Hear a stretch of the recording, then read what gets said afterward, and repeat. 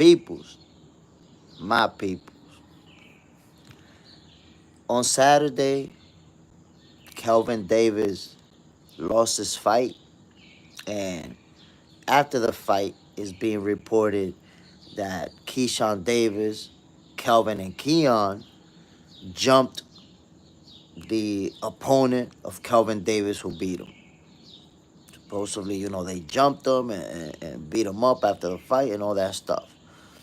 And controversy. People are talking about it. It's a bad look for the Davis's brothers. They got their own company and they've been on the come up. But, obviously, this is the opposite of professionalism. We got to talk about it, my peoples. We got to talk about it. Y'all already know what it is. I'm Jay Smith. This is Box Center. This is your favorite boxers. Favorite boxing show. Um, Start this off by saying I saw an apology from Kelvin Davis. He posted an apology. He said that, emotions got the best of him and they made a mistake. I think with Keyshawn Davis being, the face of that team, he's obviously the more accomplished brother and the more famous one. I think that he needs to apologize as well. Because obviously, his involvement, is been reported.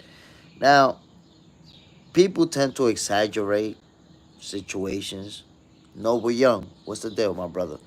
People tend to exaggerate. And what I mean by that is that the story that was first out there and that is still spreading is that Keyshawn Davis and his brothers, that they jumped this guy and they beat him up and all this stuff. And look, dude was interviewed and he said it out of his own mouth. He was not jumped. He was not beat up by a bunch of people. What actually happened, the two locker rooms were right next to each other. Him and his team was celebrating. Keyshawn Davis and his team heard it. They didn't like it. I guess they went over to their locker room and confronted him. And what he said happened to him exactly, word for word, is that one, they grabbed him. Somebody grabbed him from right here. And Keyshawn Davis headbutted him. That's it. That's the only thing that happened. And I'm not justifying it. That's wrong, unprofessional, and it should have never happened. There's no justification for that. But like I say, in the media, they'll take something this small and make it huge. Oh my God, they jumped him and beat him up. They didn't jump him. They didn't jump him at all. Somebody grabbed him by the shirt. Keyshawn, he said it was Keyshawn who headbutted him, and that was it. It was over. Um, Big mistake. Hopefully going forward, Keyshawn and his team, they're gonna be more mature. You can't be making these type of mistakes, especially once you get to that level where action can be taken against you to take a lot of the things that you work so hard for. So, Keyshawn and his team, they need to have a meeting and talk about that. And be like, yo, we can't have this. Can't do it no more. This isn't back in the day when we was kids and we was broke and we didn't care about nothing. There's a lot to care for these days. David, good night, brother. I hope you good. 10:35 a.m. here. What's the deal, my brother? It's actually morning time. It's 9:35 in the morning over here in Dominican Republic, my guy. Um, so there you have it, my people. That's my thoughts on Keyshawn Davis, Kelvin Davis, Keon Davis, the DB3 brothers. They gotta be more professional. Can't you can't be getting into altercations, and it's a bad look. If you lose in the ring, and then you go outside, you trying to cause drama, that's a bad look because that makes you come across like a sore loser, like somebody who don't know how to take a L. And I can tell you, I can't remember Kelvin's opponent name, but he won that fight. He won that fight fair and square. He won that fight fair and square. I was watching it and I was like, yo, listen, he's out working Kelvin Davis landing the better shots. At some point, Kelvin was just, clinching and just not doing enough offensively. So, you lose a fight. You have to take it. You have to accept it. You have to accept the outcome and be positive. Focus on what you're gonna do next. How you gonna improve? Go back to the drawing board. David, sound like you got the flu or some kind of bug sickness. Yeah, man, the flu got me. Goddamn flu. But even though the flu got me, here I am talking boxing with you, my brother. Um, and of course, Abdullah Mason. Abdullah Mason, my peoples, yesterday on Saturday. Those who didn't know found out that Abdullah Mason is a special fighter. Um, there was a lot of added pressure that we don't even see because we just watching TV. You can't see the pressure, but trust me, when when you're gonna fight as in the undercard and you get a call the day before the fight and they tell you, yo, listen, you're gonna be the main event. Because the whole situation with Keyshawn De Los Santos, they're not fighting each other. Keyshawn didn't make weight. Cool. Abdullah Mason, trust me, he felt that pressure. Like, oh shit, I'm gonna be the main event. Let's get it. I know he was excited. The kid is real talented. Obviously, he performed at the highest level. But there's a certain level of added pressure when they tell you, yo, you're gonna be the main event. This is on you now. And I spoke about that. Like, yo, listen, there's a possibility that Abdullah Mason might, try to do a little bit too much just because he knows, he's conscious that he's the main event. And he didn't do that. He didn't make that mistake. He performed, stuck to the game plan, looked real sharp, man. That jab was deadly, my peoples. The body punching was just filthy. Filthy. And you saw it. Also defensively. That there's a few fights where Abdullah's taken some big shots. He got dropped in the first round twice by a guy who, who's not such a good fighter. And you could see Jeremiah Nakatila was letting the bombs fly with the right hand. Like, he threw some punches. Had he caught Abdullah with one of those, he could have dropped him, maybe even knocked him out. Like, those type of punches. But Abdullah was so responsible defensively that he barely got hit in this fight. He didn't take a lot of punishment. He didn't get hit with huge shots. I'm telling you, Abdullah Mason, you could see him getting better every time out. Every time out. His hands look so fast. And that jab was just wow, bro. Bro, Abdullah Mason's jab is insane. That thing looked like a whip. It was like a whip. He kept putting that thing in Nakatila's mouth, Nakatila's nose, Nakatila's eyes. Yo, Abdullah Mason was out there to show out. That's why, I believe that he is ready for a title shot. Now, I will say, and this is kind of like a prediction because we don't know what's going to happen next, right? So here's a J Stradamus prediction for y'all. Edwin De Los Santos, as you know, was going to get a title shot versus Keyshawn Davis. And the only reason that fight didn't happen, we already spoke about it. Keyshawn didn't make weight. Edwin De Los Santos and his team pulled the plug on the fight. Cool. But now, I believe Edwin De Los Santos might fight Abdullah Mason for that vacant title. It might play out like that. Because remember, number one, Edwin De Los Santos was supposed to fight Keyshawn Davis next. Well, last Saturday. And number two, Abdullah Mason was already set to be, put in a mandatory slot for the WBO title. So there you have it. Those are the two guys that were gonna fight Keyshawn Davis right before he vacated the strap.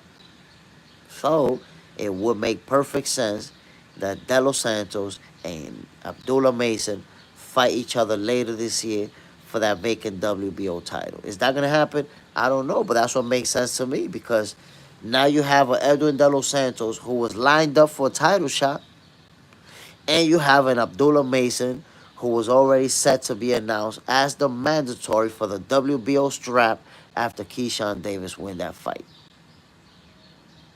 So, who is De Los Santos supposed to fight next? Who is Abdullah Mason supposed to fight next? I'm gonna go ahead and tell you that they're gonna fight each other. Yesterday a few of my friends told me, "Yo, Abdullah is not ready for De Los Santos." I don't know. I don't know, man. Cause I tell you, Abdullah Mason, my peoples, is a special fighter. Those who don't shit, motherfucking cactus. Those who don't believe in Abdullah Mason, y'all gonna keep finding out. Y'all gonna keep finding out. And I don't understand why people choose to hate on athletes, on young fighters, like I already have people telling me, yo, Abdullah Mason is not all that. He was just supposed to be, that's an average Joe that he be, that's a nobody. Yo, Nakatila can fight, my people. Jeremiah Nakatila can fight. That was a very impressive win from Abdullah Mason. Impressive as hell. Not just that it was an impressive win because he won, but because how he performed, my peoples. Did you see that jab? That work to the body, combination punching, punch placement. Yo, Abdullah was on point yesterday. He was spectacular. And then, the added pressure of being in the main event and still being able to perform, you got to give it to him, my peoples. El fantasma de Geraldo Leden, buenos días, bendiciones. Good morning, my brother. Good to have you on. Let me know what you thought about Abdullah Mason's performance from yesterday. And also, I was talking about it, the DB3 brothers, the Davis brothers, they got into that brawl at the end of the fight yesterday. I mean, at the end of the fight on Saturday. And people talking about it, that wasn't a professional look for their team. It wasn't a good look. The shit will sell. Keyshawn didn't want to fight De Los Santos. Keyshawn came to his sense and purposely missed weight. Keyshawn didn't want to get knocked out in his hometown. I don't know how you came up with all of that, my brother. Come on, man. That's crazy. Like, you're coming up. Think about this. Because you watched it on TV what unfolded, right? And you're saying he didn't want to fight De Los Santos. He came to it. Like, how do you, come on, bro? You're saying all these things like you're in that circle. And Keyshawn told you, nah, I don't want to fight De Los Santos. Like, how do you come up with this stuff, brother? You gotta stop making stuff out of thin air. Like, you're making it up out of thin air and just throwing it out there. Come on, my brother. Stop doing it. If you look, I understand if you want to say, I believe that Keyshawn didn't want to make weight. I believe that. But bro, you gotta stop. You gotta stop making stuff up out of thin air and then saying it as if it's factual information. Stop. You gotta stop that, bro. Um, look.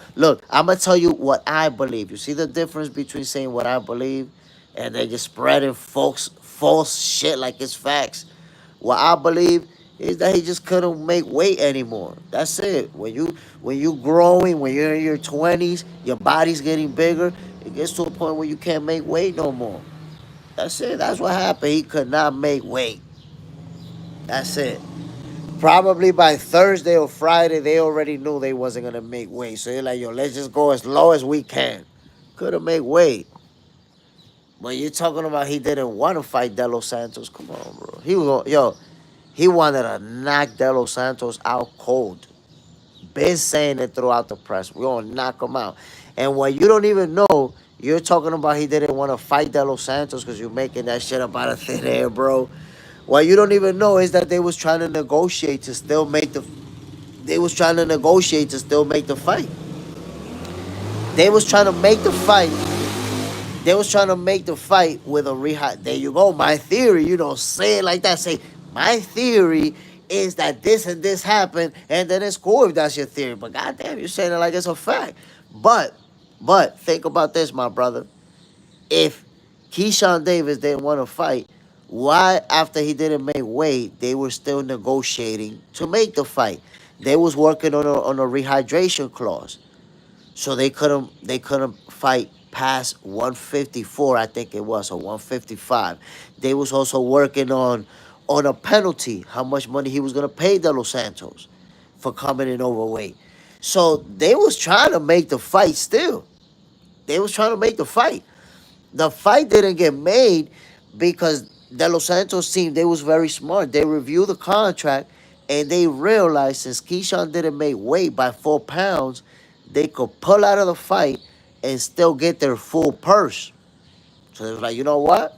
We're not gonna risk it. We're not gonna fight a guy who showed up overweight when we could get all the money for this fight. And that's it. They got Edwin De Los Santos got his full purse even without fighting. That's why they chose not to fight. They're like, yo, if we could get the money without fighting, fuck it. Let's not fight. Let's get this paper. The shit will sell. 4 pounds is a lot. That's why. If it was 2 pounds or so, then that's another story. Yeah, but you gotta understand, my brother. You gotta understand. If you're not gonna make weight, right? And it's already, let's say, Friday. Friday. We're gonna fight tomorrow, supposedly, right? If it's Friday, you already know you're not gonna make weight. That's it. Matter of fact, look, the weigh-in is on Friday. Let's say it's Thursday. If it's Thursday night and you're like 6, 7 pounds over, you already know you're not gonna make weight. So the best you could do is let's try to drop at least 2 more and make it, to be 3, 4 pounds overweight. But there's a point, my brother. I'm telling you, I cut weight before, as an amateur and as a professional. And when you cut weight, there's a point where it's really hard to lose weight. If you don't have the frame anymore to go that low, you could starve yourself and you're not gonna lose anything. You're gonna be stuck right around the same weight. You could have made weight, my brother. And the way that we know, or that we're gonna know that he could have made weight, what division is Keyshawn Davis gonna fight in next? 140. If he fights next at 140, my brother, that right there tells you that he could have made weight, because he moved up to the next division. We see this a lot in boxing. Look at Shakur Stevenson. His last fight at 135, he could have made weight. And what did he do? Right then and there, he announced, yo, I could have made weight. I'm moving up to 135. It was at 130. His last fight at 130, he could have made weight. What he did, moved up.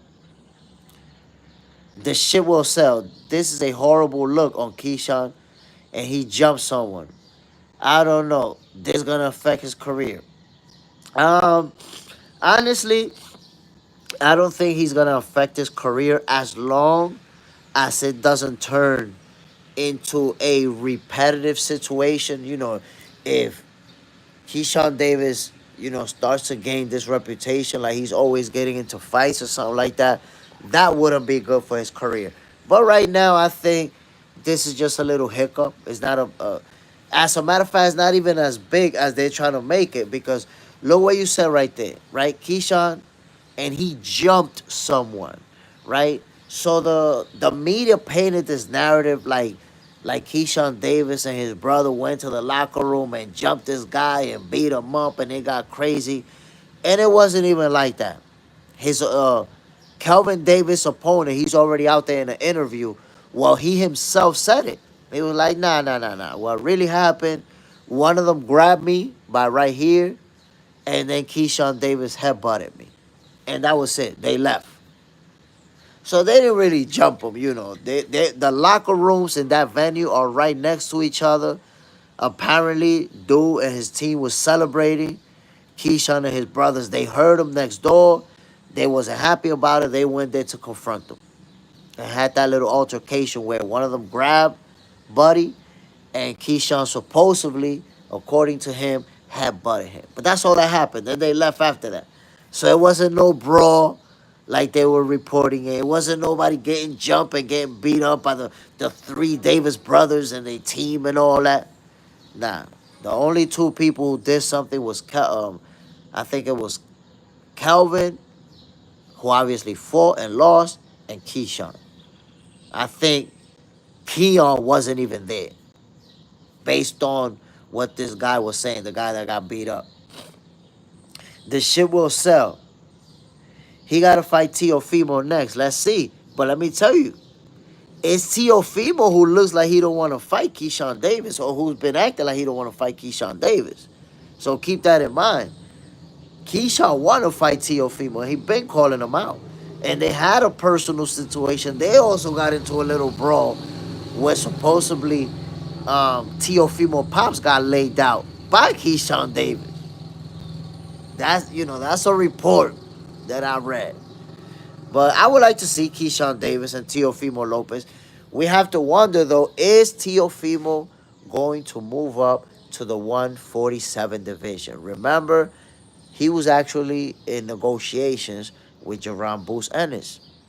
So, and we thought that fight was going to happen. At least I thought Teofimo versus Boots was going to go down. And, Boots decided to decline that offer. And look how funny boxing is, man. Boots declined the offer to fight Teofimo. And then Teofimo went into negotiations with Devin Haney. And he pulled out of that fight with Devin. So here's the magic question. Is Boots ducking Teofimo? That's highly unlikely, but it looks that way. Is Teofimo ducking Devin? That's unlikely, but it also looks that way. Or are they both ducking His Excellency Turkey Al-Sheikh? I'll remind y'all that Jerron Boots Ennis said, so I gotta sell my soul to the devil to fight Teofimo, and he don't gotta do it to fight Devin. So what he's basically saying, like, it's okay for him to not sell his soul to the devil to fight Devin, but y'all want me to do it? What exactly does he mean by that? That sounds like a subliminal shot. The shit will sell. That would have been a good fight for Jerron. That would have been a great fight, man. I really was looking forward to that one. Once they said that Jerron Boots Ennis and Teofimo Lopez was already in negotiations, I was like, this fight is going down. For sure it's going down.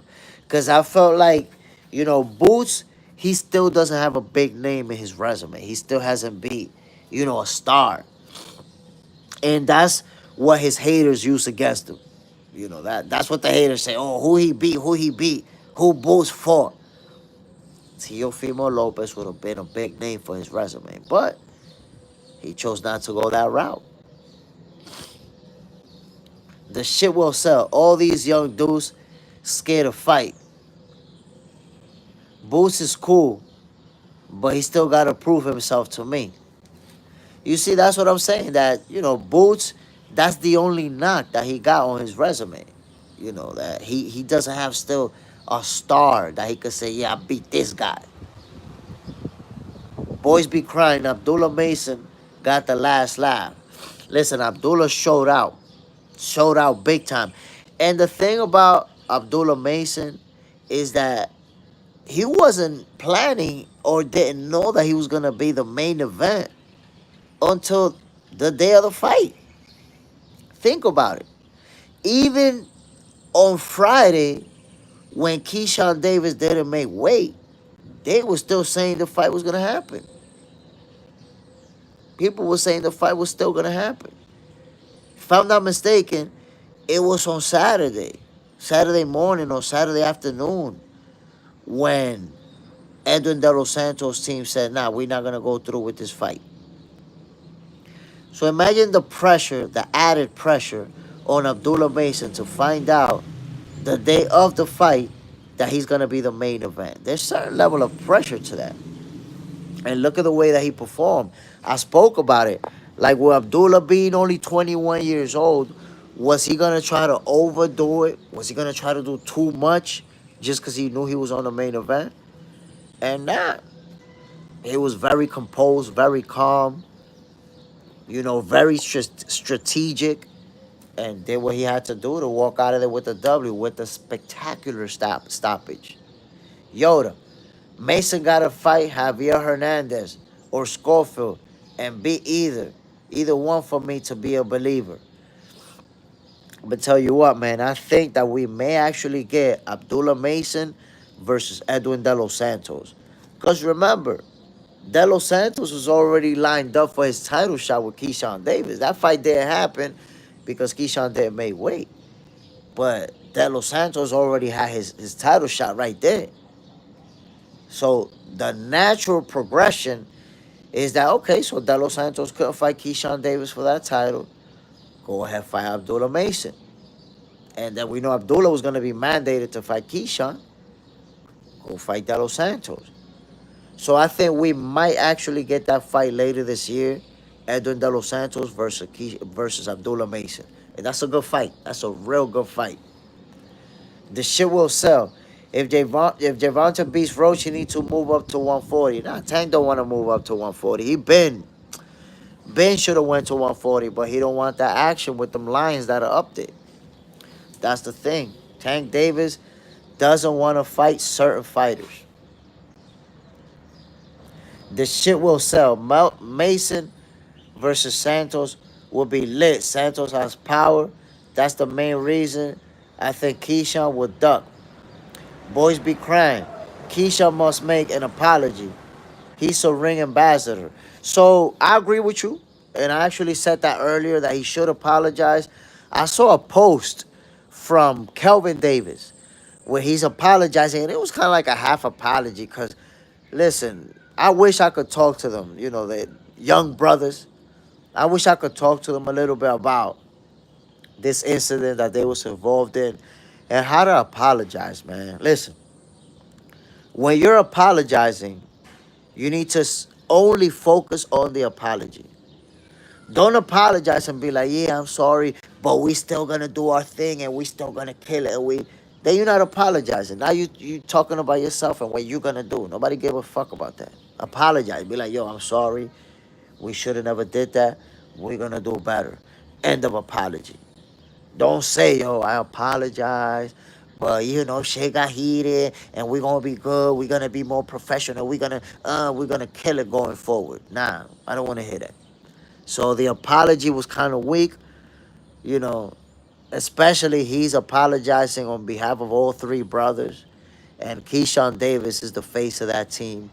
He's the most famous brother. He's the one that really needed to be out there apologizing. The shit will sell. Yeah, Tank is scary. Yo, Tank is a superstar. Yoda, I can see Edwin fighting Raymond Murataya. I like that fight. Tank, look, man, Tank is a great fighter, but for whatever reason, he's decided not to fight the best, not to risk it. We already see that he's supposedly,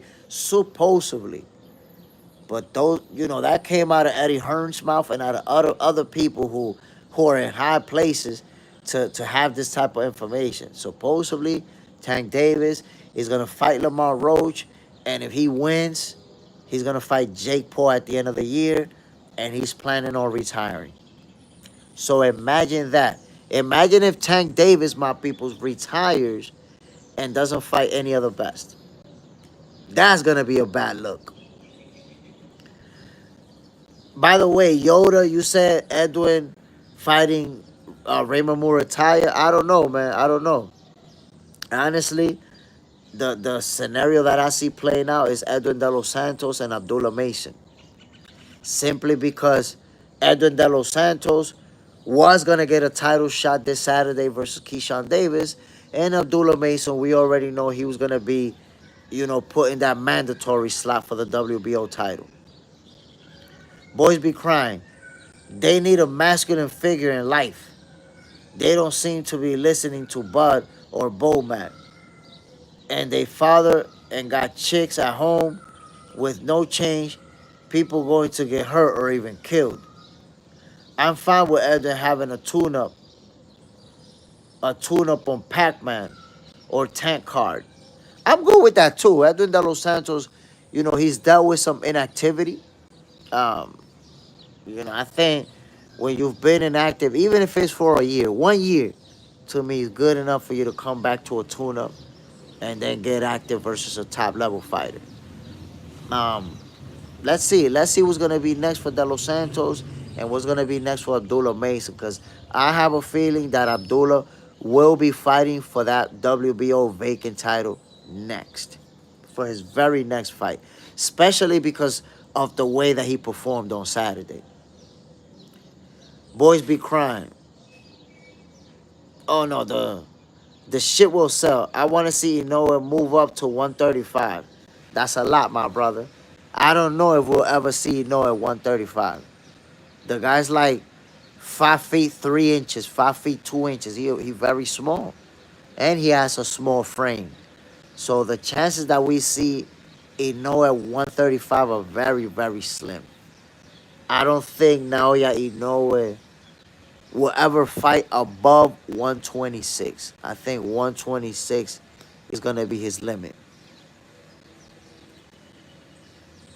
Sam Nokis versus Mason for the vacant title. Boys be crying. The shit will sell. He wants to retire 2027. He won't move up that far. I'm 99% confident. Yeah, I'm confident too. They actually asked him straight up in an interview if he'll ever move up to 135, and he said no. He himself, I heard him himself say, no, I'm not going to move up to that division. So I don't see it happening. And look, the thing is, my peoples, and the reason why I don't see it happening is because Naoya Inoue, he's a Japanese fighter, and these fighters, a lot of them, they don't have that culture of try to make more money than everybody else and try to be bigger than everybody else and try to get the car collection and the chain collection and he don't live that kind of lifestyle. So he don't need to keep making the most money or make the biggest payday in boxing or pursue he doesn't have to. I guarantee you, Naoya Inoue, with the money he got right now, he could retire from the sport of boxing and live his whole life out as a millionaire and never go broke. So the mentality in Japanese fighters as far as making money goes is different because he's already rich. In Japan, he's wealthy, in fact. So he don't have to, try to move up to 135 and get a payday against Tank Davis or against somebody else and take a nasty loss or something like that just over money. You don't have to do that. You don't have to. Now, the fight that I do see happening at 126, in the future, obviously, Naoya Inoue versus Bam Rodriguez. That's a fight I see happening in the future. The shit will sell. Inoue has the power and talent to move up. Yeah, but he don't have the body. He don't have the frame. He don't have the physical frame to move up. Listen, that's the only thing that separates, I think, Naoya Inoue versus Manny Pacquiao as far as making history. Because Naoya Inoue is smaller than Pac-Man. And Pac-Man is already a small fighter. That's why Manny Pacquiao, when he got to the welterweight division, he stopped knocking people out. And I told everybody, they're like, it's suspicious that he been knocking out people in all these weight classes, but he stopped knocking people out at welterweight. Well, guess what? By the time he got to welterweight, his opponents was too big for him. He couldn't knock them out anymore. That's it. If you look throughout history of boxing, when power punchers move up multiple weight classes, eventually they get to a division where they can't knock people out anymore. That's it. They too big. And that's what happened with Manny Pacquiao at the welterweight division. So I think Naoya Inoue, he's going to be special. He's going to keep knocking people out. But he's not going to be able to go up as far as Manny Pacquiao, which was to the welterweight division. If you look at Pac-Man at welterweight, he is a very small fighter in that division. He's able to win titles and make history because he's such a special fighter. He's a generational talent. But he's a small guy. If you look at everybody Pac-Man has ever faced at welterweight, they're all bigger than him. So that's why I believe the monster, Naoya Inoue, is not going to go past 126. You know, he has a very small frame. There's no need for him to risk himself, you know, taking a nasty loss to a much bigger fighter over a payday. This shit will sell. What's your opinion on Crawford moving up in weight? I think when it comes to Crawford moving up in weight, I think it's about the circumstances. And here's what I mean by circumstances. Crawford can move up and fight Canelo Alvarez because Canelo is a very small 168 pounder. If you look at all his fights, Canelo's smaller than all his opponents at 168. So Crawford can move up there and fight him because of the size. Crawford is taller than Canelo and has more reach than Canelo. So Crawford's size advantages over Canelo allows him to move up and fight him in that division. But Crawford cannot stay at 168 and fight, you know, regular 168-pound fighters that are a lot bigger than him size-wise. And I'm talking about height and reach. So for the Canelo fight, I'm with it. I actually have Terence Crawford beating Canelo. Yoda, Mason versus Andy Cruz for the vacant. That's a possibility. That's a possibility. Boys be crying. Something that American fighters lack is that discipline.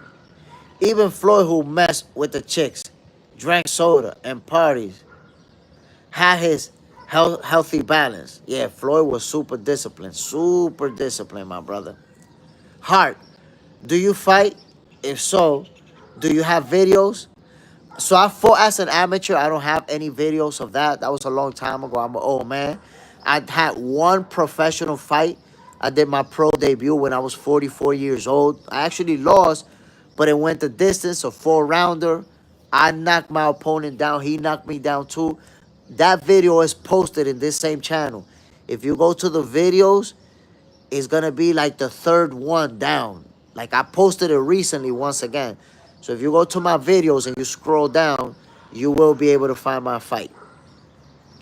Boys be crying. Yoda, Sam Noki's #1. I'd rather see Mason beat Noki's than a fellow Cuban. Listen, I'm telling you, I think we might actually get Abdullah Mason versus Edwin De Los Santos. That fight can actually happen. I think there's a possibility there. The shit will sell. I agree. Canelo not a true 168 pounder. He's not. He's a look. I would say Canelo at 168 is like Manny Pacquiao at 147. Guys who are small for the division, but they're so talented that they're still able to find success and beat top level opponent at that division. Yoda, Andy Cruz is ranked higher in every other sanctioning body. The shit will sell. Yeah, Crawford can't fight normal 168 pounders like Benavidez. Well, quick correction, my brother. Benavidez is already a 175 pounder. He already fought in that division. And I got to tell you, look, Benavidez, he was never a true 168 pounder. He was starving himself, you know, and sticking around in that division, trying to get that Canelo fight, trying to get in on the Canelo sweepstake. But Benavidez, he's not a true 168 pounder. He a 175 pounder. Boys be crying. Yoda, even in the one Keyshawn Davis was a champ at. Boys be crying. Y'all ever seen Berenchik coming back? He hasn't said shit since that loss. I mean, you know, a lot of fighters, they go quiet when they take a loss, especially if they take a nasty loss. They go quiet for a while, take a break, take a few months or whatever. So I don't think he's gonna retire over that loss. I think, they're gonna take a nice little break. They're gonna regroup, and I think we'll see him again. Boys be crying. Oh man, because of wisdom is great, but not for body. Crazy thing is that these last two generations are already having an old body before hitting 40. And look, when it comes to boxing, it's all about how you treat your body. If you're out there drinking, partying, smoking, when you fight in the ring, your defense is not that good, so you absorb a lot of punishment. You win your fights, but you eat a lot of big shots. By the time you're 33, 34 years old, you washed up. Those be washed up when they should not be. The shit will sell. Crawford, natural strength levels is at 154, 160 pounds. As far as his strength, that's why Canelo fight is going to be interesting. The shit will sell. I can't agree with you on that, my brother. And here's why. How would you know? How can you assess what's Crawford's natural strength level? You're saying his natural strength is at 154, 160. How exactly can you even calculate that, my guy? I seen Crawford the other day weighing 185 pounds, deadlift over 300 pounds, wearing his regular clothes. He looked pretty strong to me, my guy. Because that's the one thing that everybody has to understand that I keep trying to tell people. People talking, right? Like Terrence Crawford, he's going to gain from 154 to 168, that he's going to gain 14 pounds. That in this training camp, right, from here to September, he has to gain 14 pounds so that he can make weight to fight Canelo. Meanwhile, we got to look at the fact that, bro, Terrence Crawford is walking around weighing over 180 pounds. He's actually going to have to cut weight to get to 168. He's going to have to cut down to 168. So while people talking like he's going to have to bulk up and he's going to have to gain weight to get to Canelo's weight, he's not. He's not. He's going to have to cut down in weight. So at 168, I'm trying to tell you, Crawford is going to be super, super strong. You're going to have power in both hands. And you're going to see something from Canelo that you're not used to seeing. When he eats Crawford's punches, hard punches, you're going to see Canelo more hesitant to get on the inside. For the people that think that Canelo's just going to walk him down and beat him up, he's not going down like that at all. The shit will sell. Crawford was deadlifting 500 pounds when he was fighting welterweight. Bro, he's still deadlifting that much. You got to think about that. Crawford was knocking out every welterweight he fought against his power. Bro, you gotta understand that boxing power is also about styles make fights. But not only that, is Floyd Mayweather a power puncher or have a high knockout percentage? No. Beat the shit out of Canelo and made it look easy. Is Dimitri Bivol a power puncher or have a high knockout percentage? No. Beat the shit out of Canelo. So you see that you keep focusing on power. How Crawford is not going to have the same power in that division. You keep focusing on power, power, power. Meanwhile, the two people that beat Canelo, neither one of them was a power puncher. So, and I've been telling a lot of people this. This fight, my brother, is not going to break down to power. Nobody going to get stopped. Canelo not going to get stopped. Crawford is not going to get stopped. Somebody's going to win on the scorecards. And when it's about the scorecards, scales pay the bills, my brother. Scales pay the bills. The shit will sell. Canelo never fought anyone like Crawford. Crawford has both skills and power. And what I will say, look, Canelo's a great fighter. Canelo's a great fighter. One of the best from this era. He's going to go down as an all-time great. That's pretty much a done deal. Um, I see a competitive fight. I see that this is going to be a very competitive fight. Both guys are going to have their moment. Both guys are going to land big shots on each other. Um, but again, I don't see it breaking down to power. You know, a lot of people feel, oh, that's the main talking point for a lot of people.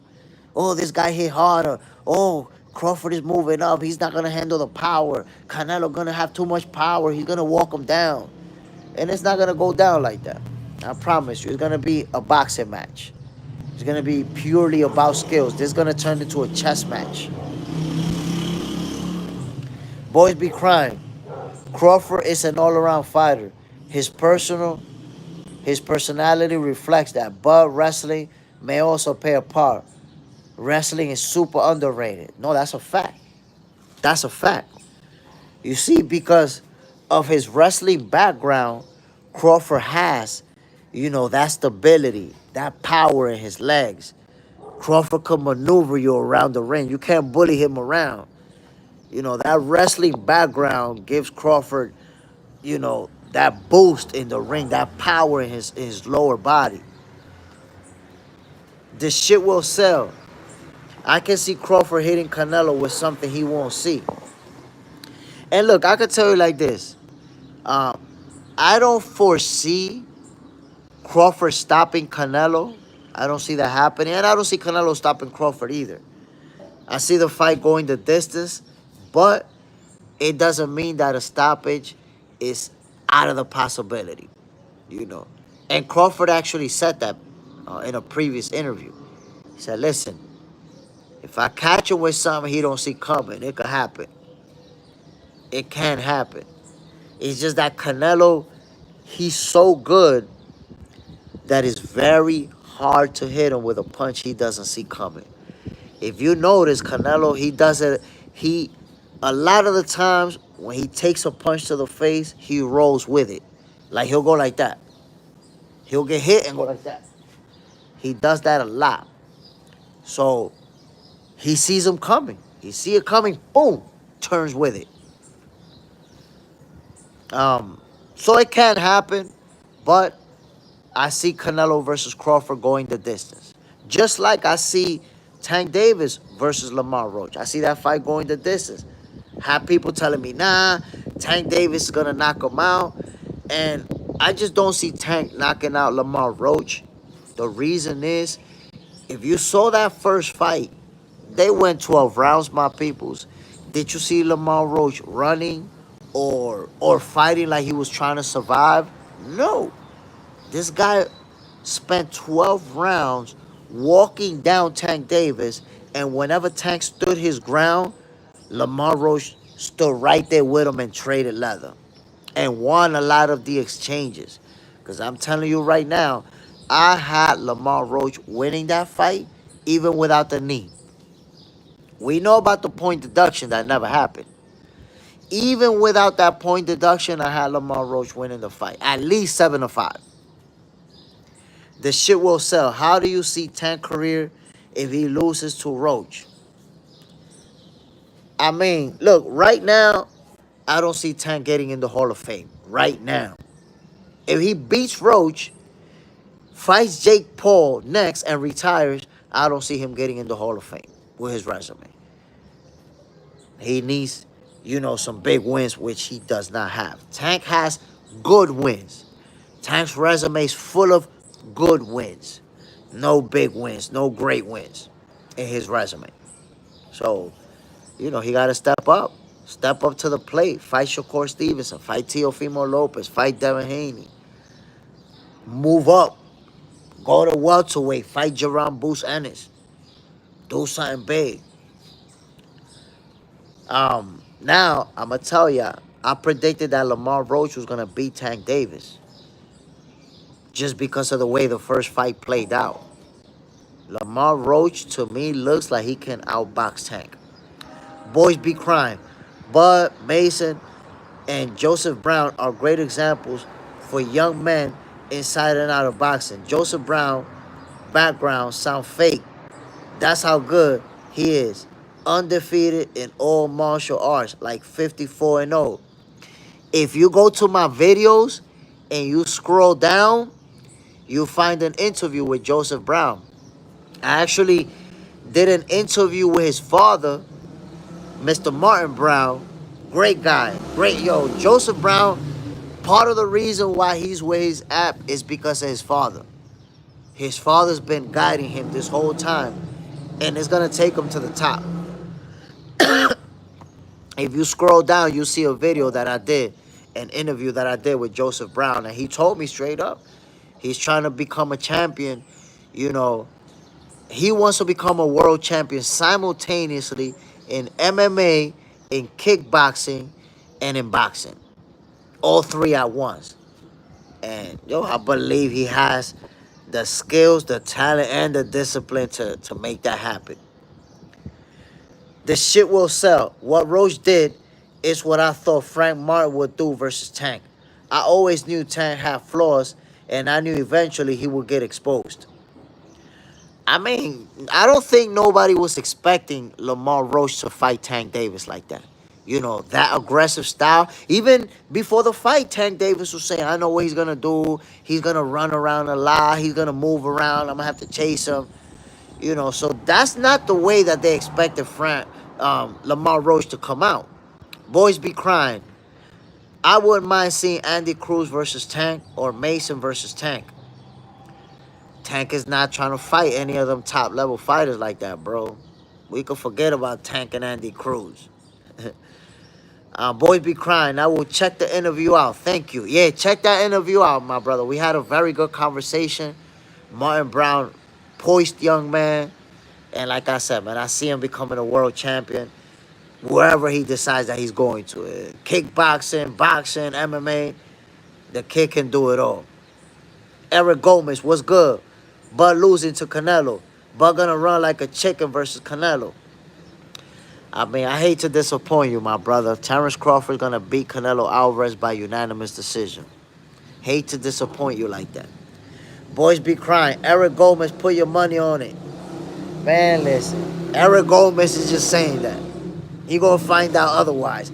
Yo, Eric, I just hope, my brother, when Terrence Crawford put the beats on Canelo, you come on my live and say what you gotta say.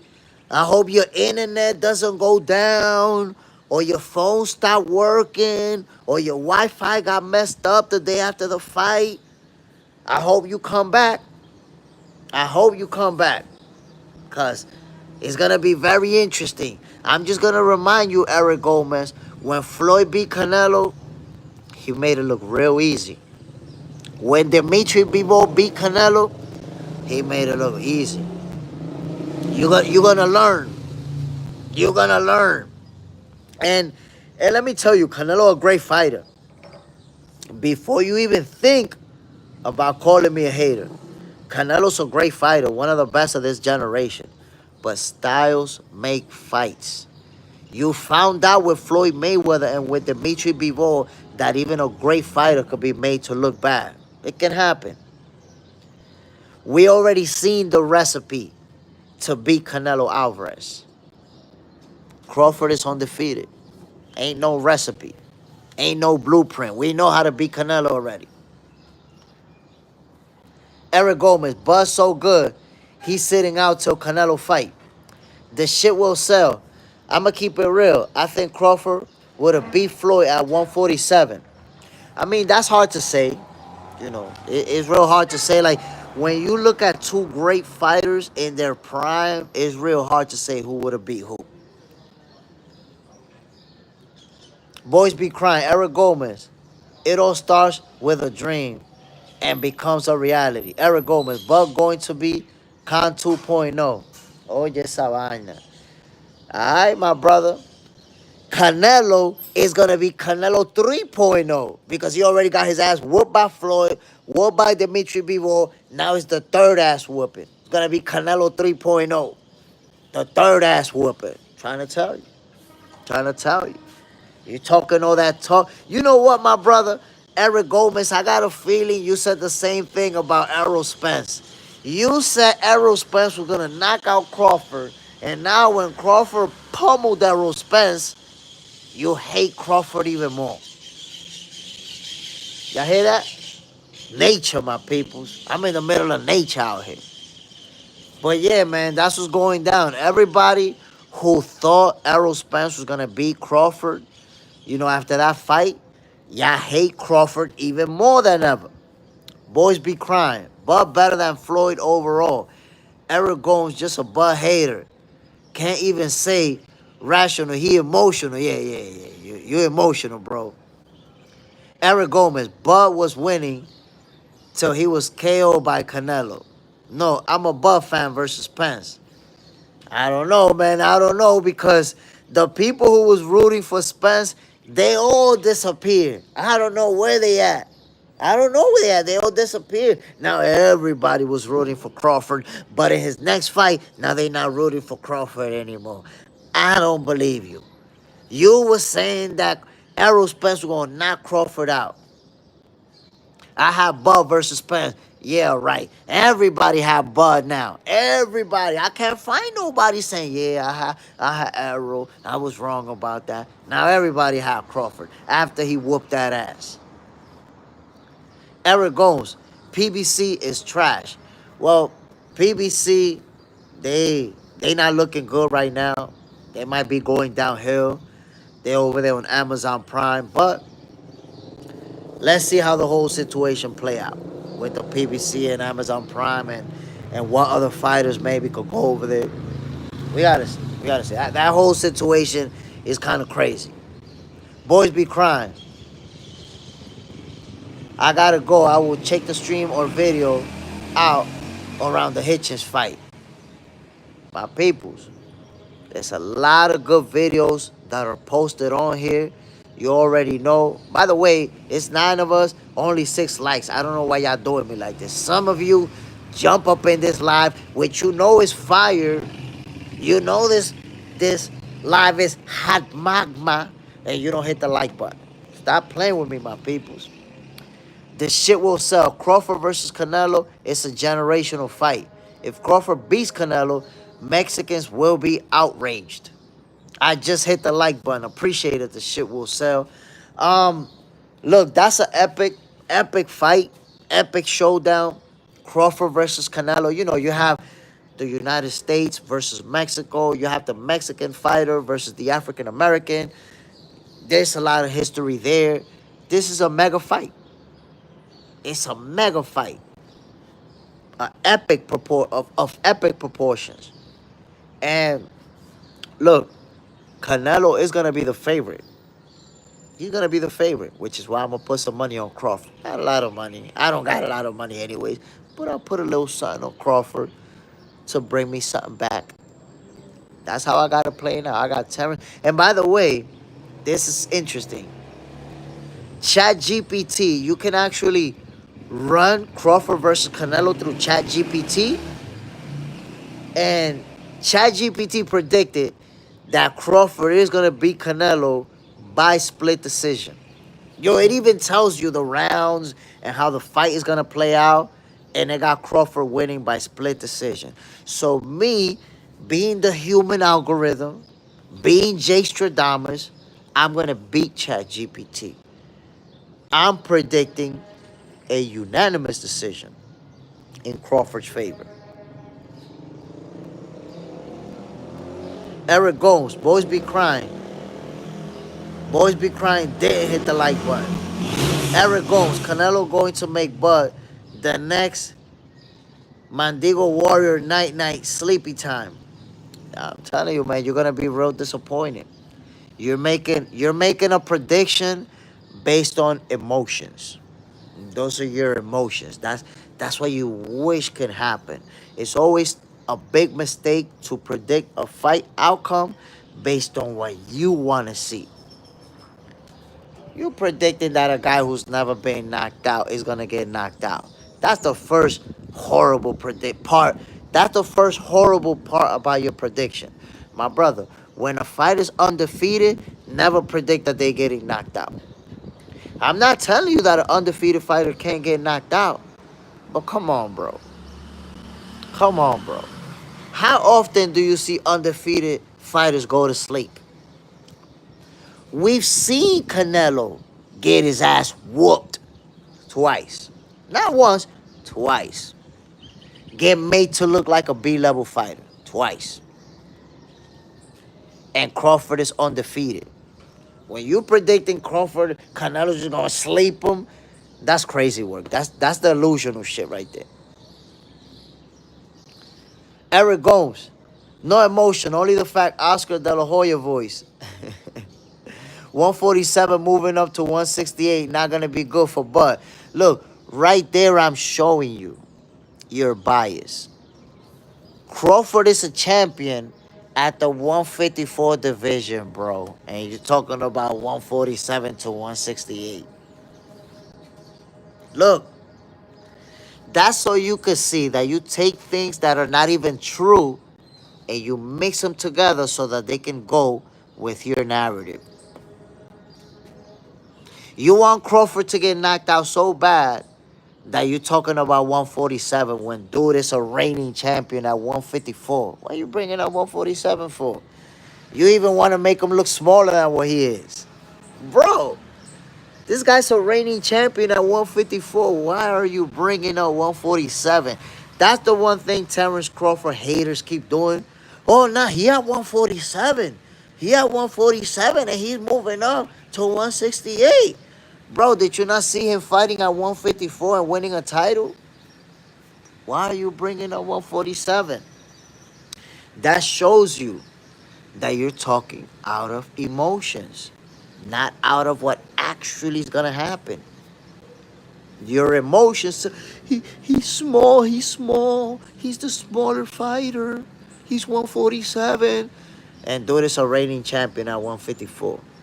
Like, and yo, Eric Gomes, it's irrelevant, my brother, to bring up the weight. Did you not see this guy walking around weighing 185 pounds?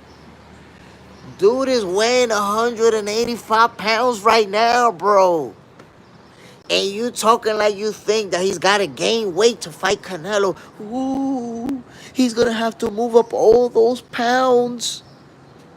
Dude weighing over 180 pounds right now. And you talking to... Yo, Crawford posted a video of him getting on a scale like 185.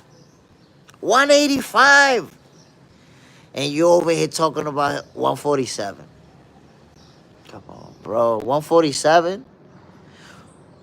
Walk around versus boxing weight different, my boy. You don't got to tell me that, but he's going to cut down in weight. He's not going to move up like you're saying. Look, from 147 moving up to 168.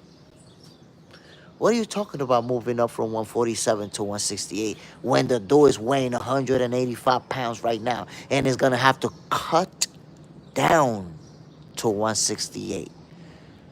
Do you see the difference between what you're saying, moving up from 147 and cut down to 168? I guess you don't understand the difference, but when they fight each other, you're going to find out. You're going to find out. When you see them go face to face with each other, and Canelo's the one that look little in front of Crawford, you're going to find out.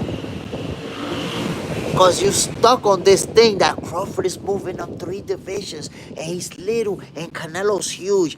Meanwhile, Canelo is little as hell, short as hell, a small 168-pounder, and Crawford is taller than him, with longer reach than him. But you're going to find out. Don't worry. Don't worry. You're going to find out. You're going to find out. Eric Gomes, the more he has to cut, the worse for him. Ay, pobrecito. Te lo estoy diciendo, Canelo. Yo te lo estoy diciendo. Le van a meter la mano a Canelo. When Canelo get hands put on him, you're going to find out. Like I said, I hope your Wi-Fi doesn't go down and your internet get messed up the day after the fight, I hope to see you. The shit will sell. Can Canelo deadlift 500 pounds? I doubt it. I doubt it. Crawford might actually be naturally stronger than Canelo. I doubt it. Canelo, I mean, I say I doubt it because I've never seen it happen. So, but you never know. But I doubt it. Eric Gomes, Canelo is not huge. That is the point. But bro, if Canelo's not huge, why bring up that Crawford is moving up multiple divisions? That's how you making it seem like, oh my God, look, this little guy is gonna move up and he's gonna fight that big guy. Canelo's small dude. He's not gonna be big in front of Crawford. Did you see after Canelo beat William Skull and they faced off each other? Canelo didn't look big in front of Crawford. He didn't look big at all. So when they're both weighing 168 for the fight and they face off, you're going to be scared. You're going to be scared. Because you've been talking about, oh, he's moving up, all of these divisions, and Canelo's so strong. When they face off each other, both weighing 168, and you see that Crawford's taller and looks stronger and looks more ripped, that's when you're going to be like, oh, shit. Yo, before the fight, you're already going to be scared for Canelo. When Canelo and Crawford go to the weigh-in, you're already going to be scared for Canelo. When you see them face to face, you're going to be like, damn, Canelo going to get his ass whooped. I should have never said none of that shit. Eric Gomes, if Bud was special, he would have already done what Canelo be doing on a higher weight. I don't know what you're talking about. He would have already done. The guy's a 2-division undisputed champion, a 4-division champion, a reigning champion, still undefeated. And if you're talking about if he was special, yo, if you knew shit about boxing, you would know what's special. You don't know shit about boxing. You don't know what's special. That's the reality. My peoples, I'm about to get the hell out of here. I want to give a shout out to everybody who tuned in to Talk Boxing.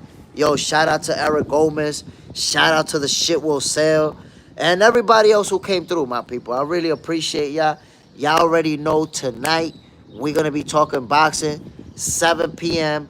Eastern Time. We're going to be back at it again, my peoples. We're going to do what we do. We still got to talk about some of these future fights that are coming up. You know, Shakur Stevenson is going to be fighting William Zepeda. We're going to talk about Tank Davis versus Lamar Roach and a few other fights that are brewing that we got to talk about, my peoples.